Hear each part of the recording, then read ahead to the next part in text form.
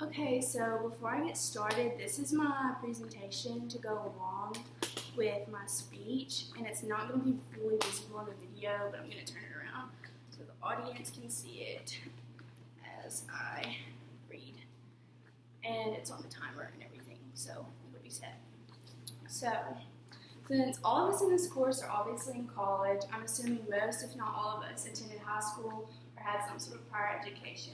Whether it had been from a high school, homeschool, boarding school, we were all previously prepared for the next 4 years. I personally attended a public school named Kate Duncan Smith DAR High School. DAR stands for Daughters of the American Revolution, the name of the organization that privately funds the school. For those of you who don't know, the DAR is a mass organization of women who join based on their proof of being related to a Revolutionary War patriot. Patriotism is the foundation of the DAR. In addition to this, the organization has long supported the need for children and their education. As a whole, the DAR funds a total of 6 schools, and I was lucky enough to attend one of them. Attending a DAR school meant that I received a patriotic education, I was given exclusive scholarship opportunities, and I was connected to a huge network of women who live all over the country. I'll start by explaining exactly what I mean when I say that I received a patriotic education. With patriotism being one of the founding principles of the DAR, the county school system works hand in hand with the organization of women to make sure all KDS graduates truly understand what it means to be an American. I've already mentioned the DAR as a patriotic organization, but to confirm that, we can look at this article by Barbara Smith in the American History Journal. The article talks about an event the DAR held in Constitution Hall to commemorate the Revolution, which is proof that the DAR goes all out for patriotism. While I was in school, every day we said the Pledge of Allegiance to the United States, the Pledge of the Alabama flag, and the American's Creed.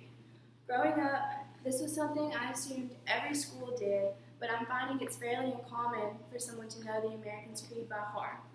We also held a Veterans Day program each year honoring those who served. These are just a few examples of how patriotism is instilled in the walls of KDS DAR. Now that I've covered patriotism, I'll move on to the scholarship opportunities. The DAR provide and fund several various scholarships that are only obtainable if you attended a DAR school. Take a look at kdsdar.org, particularly the scholarship section. It says that the DAR award over $150,000 annually, and that's just to KDS alone, not to mention the other 5 schools. I've always thought this was something that set us apart from other high schools, because in addition to scholarship, we may receive our institution scholarship of choice, and the DAR provides funds on top of that. Personally speaking, I received a national level DAR scholarship, as well as an Alabama Society DAR scholarship, and a scholarship for being a student representative, plus UNA scholarships. Again, this additional scholarship opportunity is exclusive to our DAR schools only, setting us apart from the typical high school. Now I'll talk about my last point, which is the networking connections. Attending KDS DAR introduced me to a massive network of women all over the country. If you go to the National DAR webpage, you can learn about what Continental Congress is. Congress is an annual gathering of DAR in Washington, D.C. at Constitution Hall. The event lasts over a week and celebrates all of the year's past achievements through the DAR. Each year, KDS selects one boy and one girl in the junior class to serve as student representatives. These students speak at DC at the school luncheons about their experience while they attended KDS.